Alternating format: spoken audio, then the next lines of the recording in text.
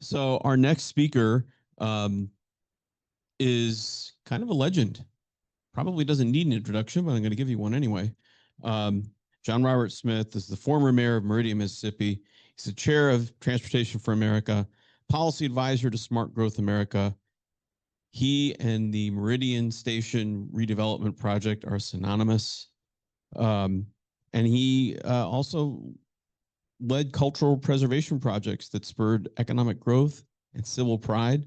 This is why we had our meeting, this fall meeting in Meridian 2 years ago, to show off the work that John Robert and his many friends and supporters had done and really transformed that community. I tell people all the time that I rely on John Robert for advice and continue to do so to this day. And he's here to share some of his thoughts with us as well. So please welcome John Robert Smith.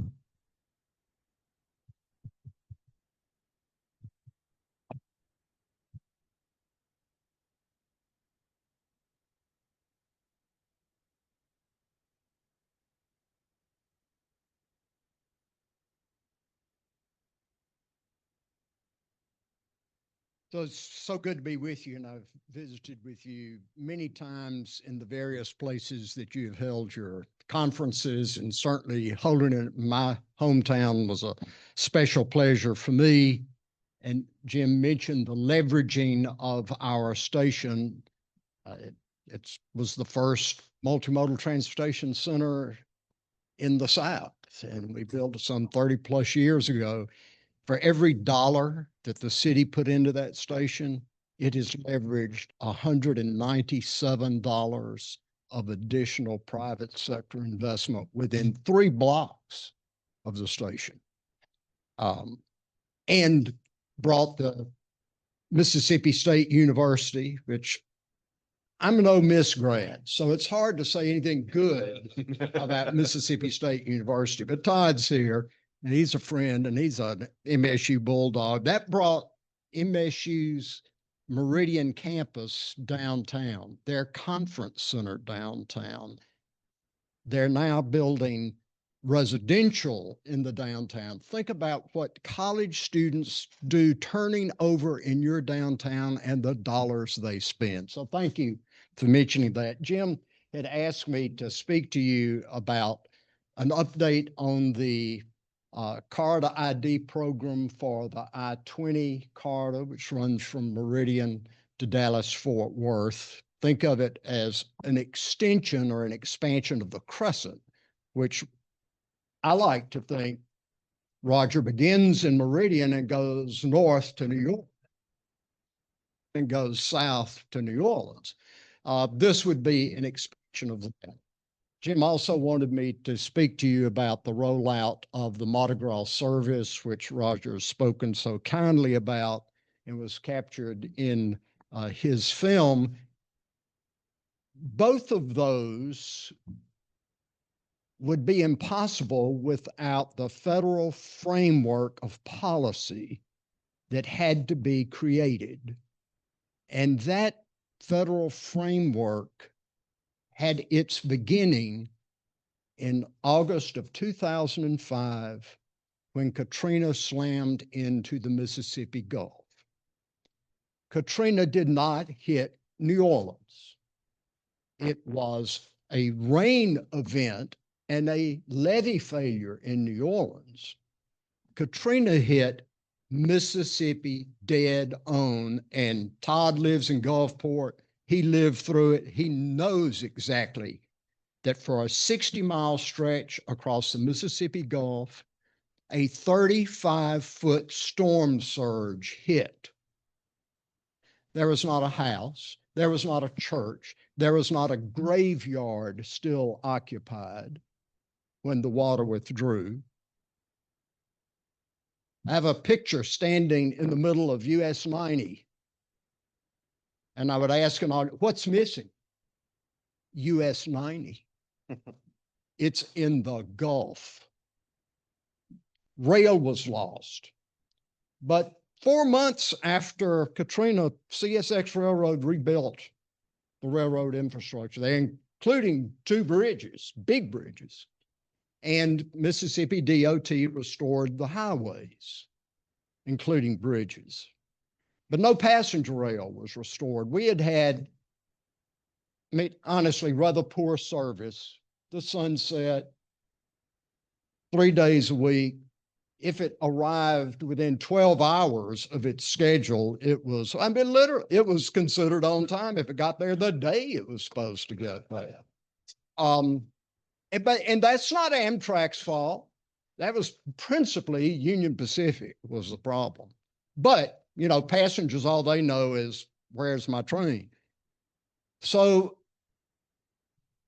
we knew we didn't want that service back in the middle of the night and untimely. And Amtrak had no desire in returning the eastern stretch of the Sunset past New Orleans. So there was no passenger rail restored. But Senator Thad Cochran, and it's important for you to understand how these things come about. They don't bubble up out of the ground. Senator Thad Cochran was in an airport with Todd Stennis, who you'll hear from a little later. And just when are we getting our train back on the go?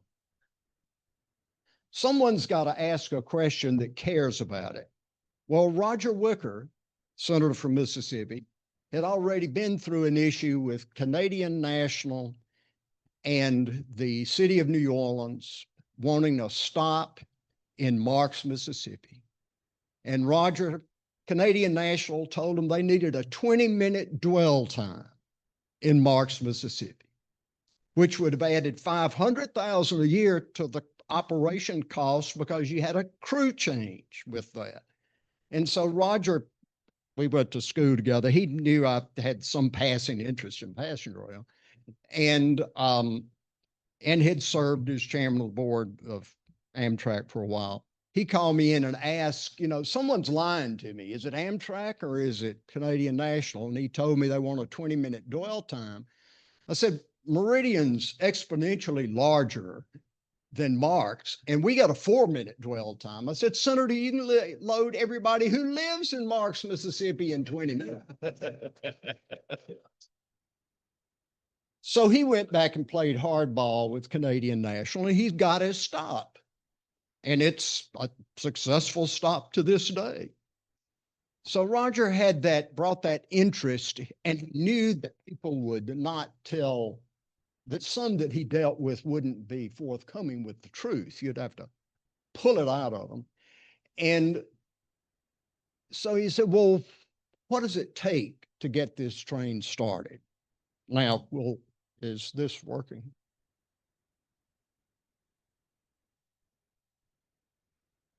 Oh, thank you. So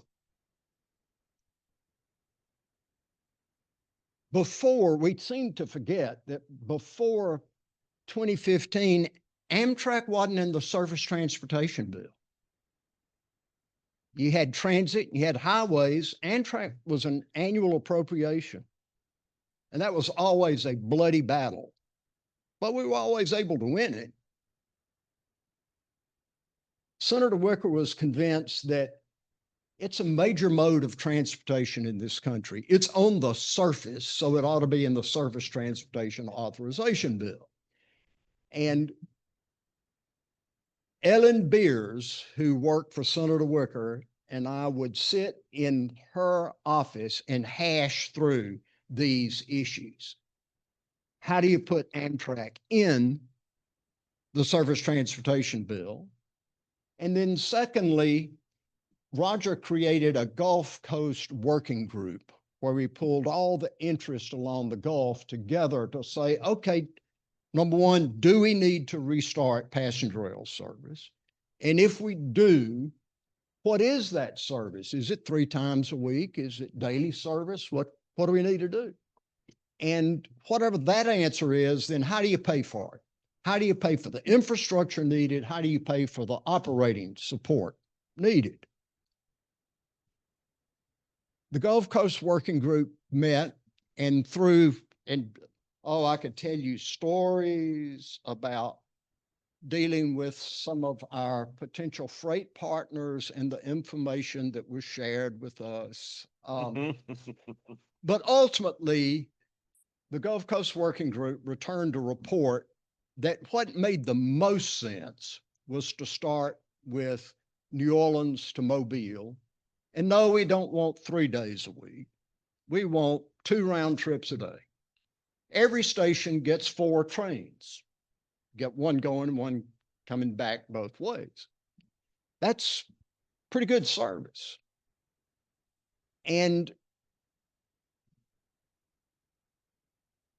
Roger was talking about, I need to be able to find out what that infrastructure is like across the Gulf. And we said, well, why don't we have an inspection train? Let's go inspect the track. And the senator asking Amtrak and CSX, I mean, you don't want to tell the senator, no, we aren't even going to look at the track. So we, working with Amtrak, pulled together an inspection train. Now, you don't think I'm going to let a train with senators and congressmen run across the Gulf and just inspect the track. So an effort, and Jim was a part of it, effort was mounted to see that every train station we got to was a throng of people begging for the train, cheering for the train, high school bands, all of that. Why? Because when an elected official steps off the train to a throng of people cheering for the train, the next station in line, he makes a stronger commitment. And I watched our governor, who was passive about it, get to Bay St. Louis, and the crowds there, very similar to the crowd you saw, Roger. Governor Bryant saying, we're going to get this train here. We need more people and bring their money with them. He gets stronger and stronger every stop we make. Well, we get back and, we had to solve the problem of how do you pay for the infrastructure?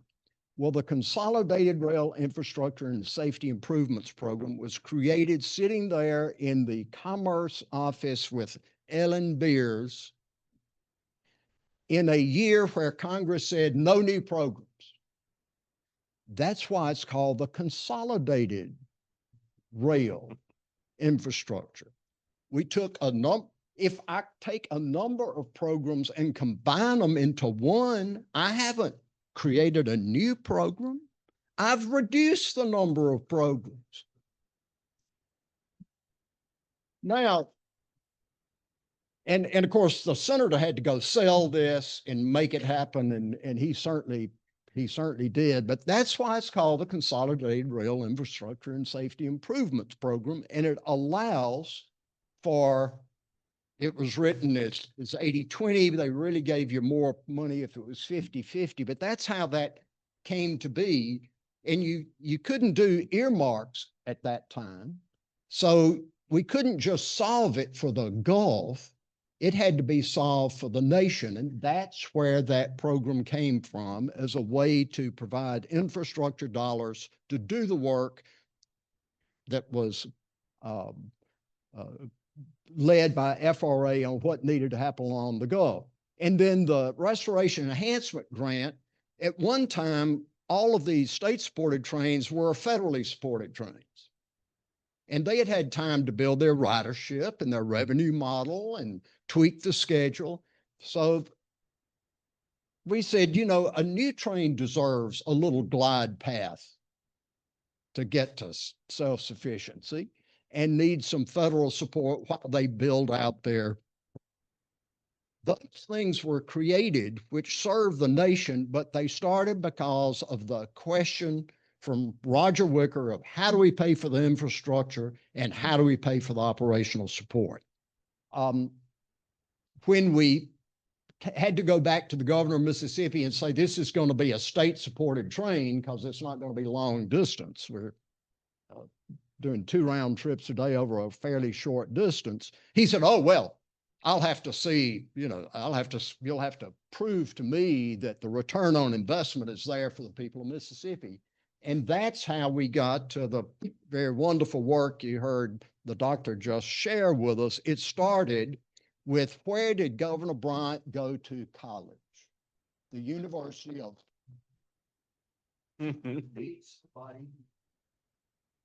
And what is the name of the Economic Development Institute there? The Trent Lott Institute. Yes. Now, no one can say that's a liberal think tank.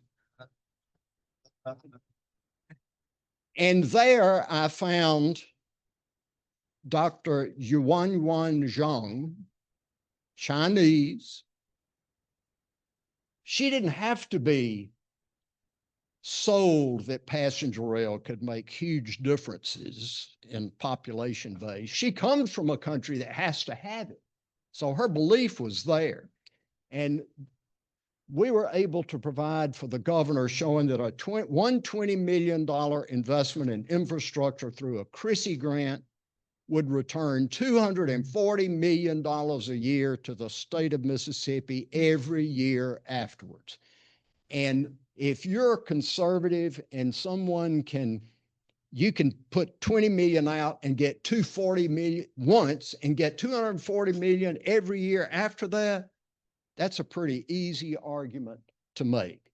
Then IIJA. The Southern Rail Commission is the model for the Interstate Rail Compact. And the reason the Southern Rail Commission and I care about growing the number of rail compacts is because, so Mississippi, Louisiana, Alabama are in the commission. That's 6 senators. Well, if I had 10 of those around the country, I've got 60 senators. And all of a sudden you can do business with 60 senators. So the Interstate Rail Compact language was created in order to create more Southern Rail Commissions all across the country. And we have now 4 that are designated. And then, of course, the CIDP program, if you want to expand passenger rail, there has to be a framework that allows you to do it and funding behind it.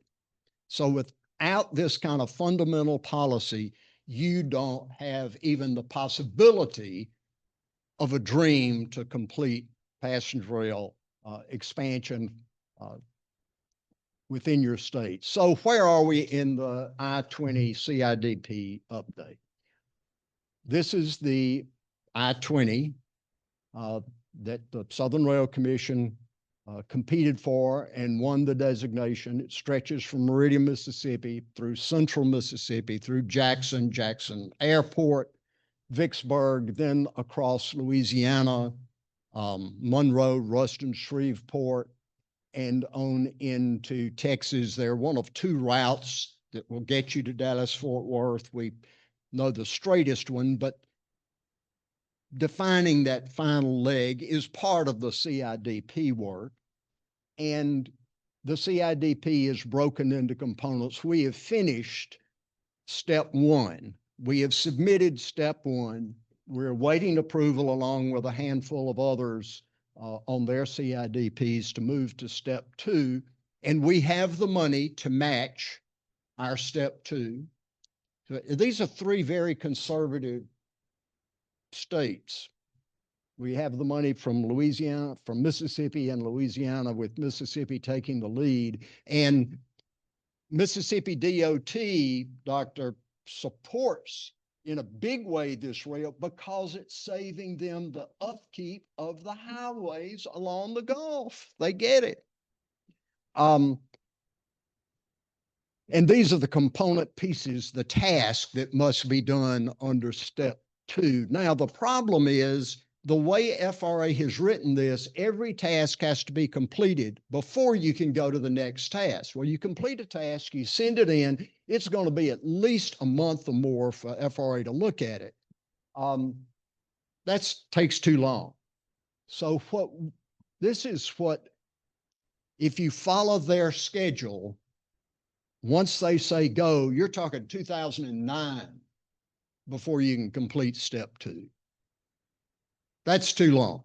So what we did in our step 1 submission, we said, please consider this alignment of steps where you can actually do several steps in parallel, not in sequence. And that drops this from a 5.5-year process to a 2-year process. So we're hoping that FRA will approve this. We're still doing the same number of tasks, but think about it. Placing your stations in, thinking about your ridership and the infrastructure that would need to follow in parallel, not one after the other. So we're hoping that that will move forward. The other thing that has come out, there's a notice, don't want to do high-speed rail in California. Don't want to support that. So they took all this money back. Now they've got $5 billion of federal money, and they want to get it out the door. Because one thing the Biden administration got in trouble over was they couldn't get the money out of the door. So this administration wants to get the money out, and we want to help them with that. So they've got $5 billion. And if you read the NOFO closely, you would think, well, I got to get through all those steps in the CIDP before I can apply for money in this NOFO. No, that's not what it says. If you look at the highlighted writing, it says the CIDP program completed step 1, beginning step 2, right where we are.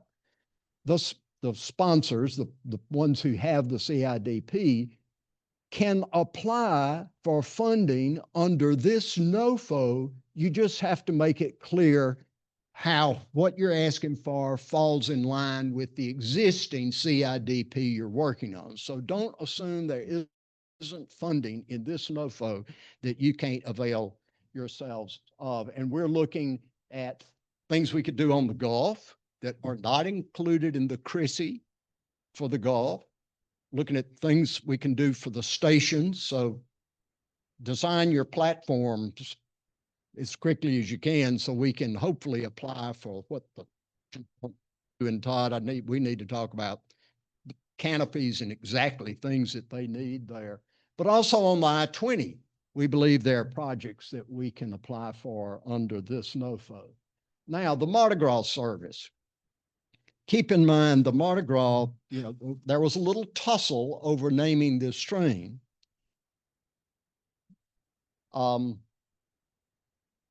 There are names floated that were not in this century that we didn't. That was a Mississippi of some time in the past. But Mardi Gras, the pushback was, well, it's once a year. No, Mardi Gras means a good time. Everybody knows that Mardi Gras is about a good time. So I want to thank Amtrak for naming the service, and it runs from Mobile to New Orleans. Now keep in mind, Mississippi cities were the leaders on this. Unfortunately, I was at a city council meeting with Todd when we were asking for Mobile to put up their part of the match, because Alabama will put up anything. I think hoping that's going to change. The president of the Mobile City Council, when I said this is the impact it can have for Mobile with the visitors, the president of the Mobile City Council said, why would anyone want to come to Mobile?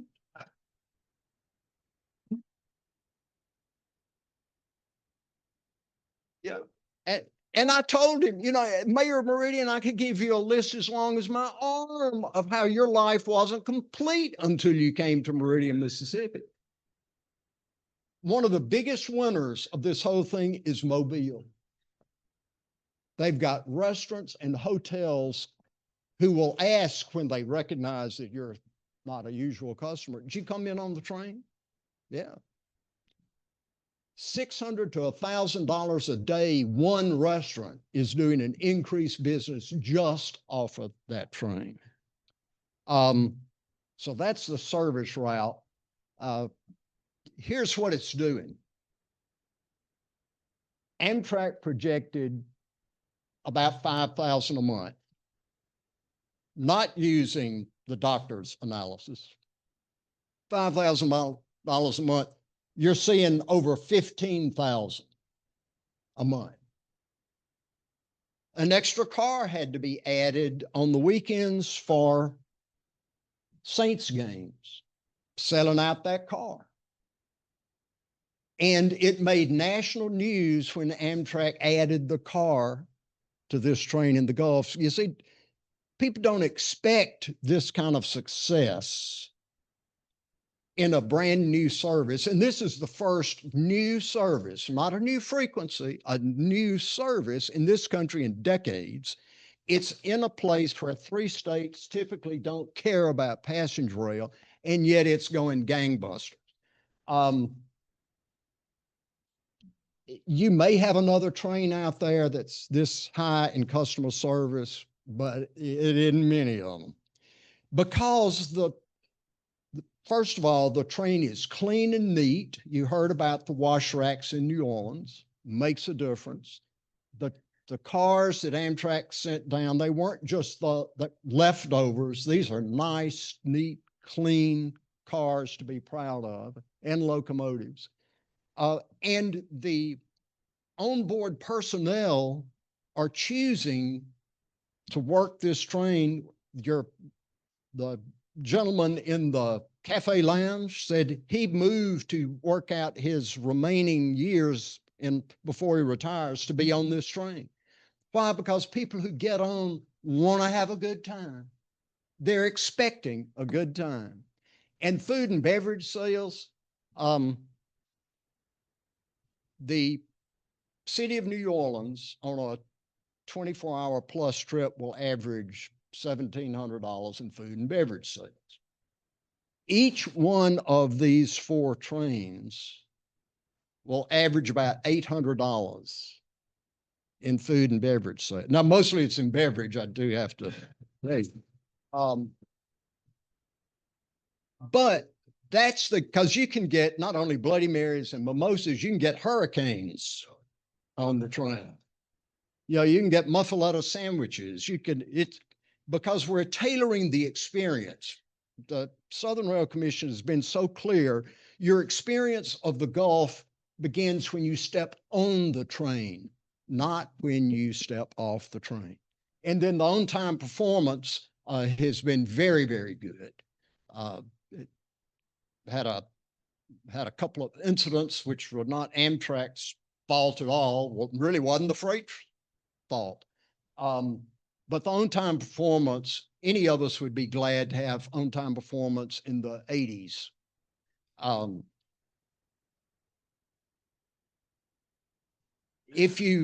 To think that, this is all you foamers came down and rode the train the first few weeks, and that's why it looks so good. This is the Wednesday before Thanksgiving. Now, the lowest bucket fare is $15 for coach. And what is it, Todd, for 60 something for, yeah, about $60, $61 for first class. This is the Wednesday before Thanksgiving. You go to try to buy a ticket now, it's $71 in coach and $114 in business class. Those tickets are selling that far in advance. Look at Christmas Eve, same thing. Mardi Gras coming up, February of 2026, the Friday before the big Mardi Gras weekend, same thing. The national championship for college football will be played in New Orleans in 2028. You better buy your ticket now. And Roger, I don't know what we're going to do during Mardi Gras week. I mean, It's going to be huge. Now, this is a film that we made of the day of the launch, and if you'd play that. Do I need to do anything? Okay.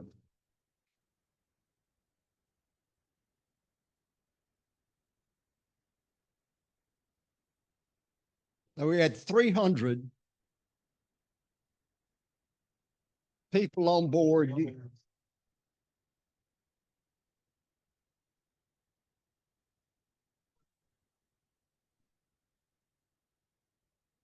So you've got senators, you've got congressmen. It's always good to have Amtrak back. I'm excited for the memories that people have taking the train. We've been without rail service for 20 years. Katrina hit. Everything was totally wiped away from the face of the earth. Every transportation infrastructure was rebuilt. Everything but returning passenger rail. But I've always believed with enough commitment, we could do it. And we did.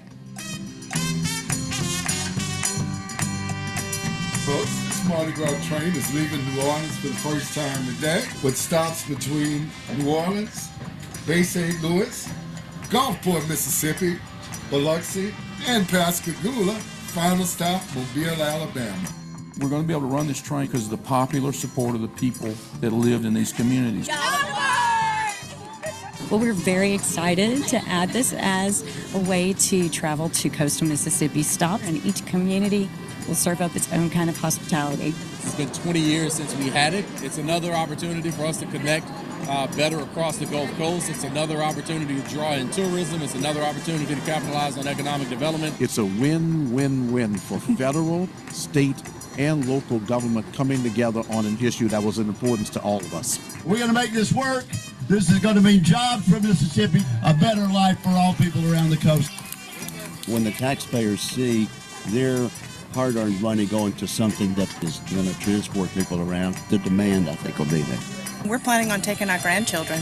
We have a set in Mobile, and we have sets in New Orleans, and we're going to have them come to our house here via the train. We got people out here celebrating the fact that we can come out and get aboard the train on Amtrak. The incredible thing about the Mardi Gras service for Amtrak is it's in a part of the country which has been waiting for passenger rail for a really long time and where it has so much potential. It's really a testament to what great partnership looks like when we use federal dollars to advance transportation. It creates jobs, that generates economies. This is an example of a group of people not willing to take no for an answer. Welcome to Pascagoula! To see the people all along the Gulf Coast that excited, it was just remarkable. And it left me feeling even more positive, right, that it's just such a big moment for passenger rail in the United States. It was amazing to see these guys at work. They cared about not only the job, the business, they care about us. What we're seeing, I believe, is a renaissance of rail in this country. It's been a long time coming. I think we all hope that this will inspire others to look at what is possible. I mean, I think it's unlimited what can happen with it. All aboard!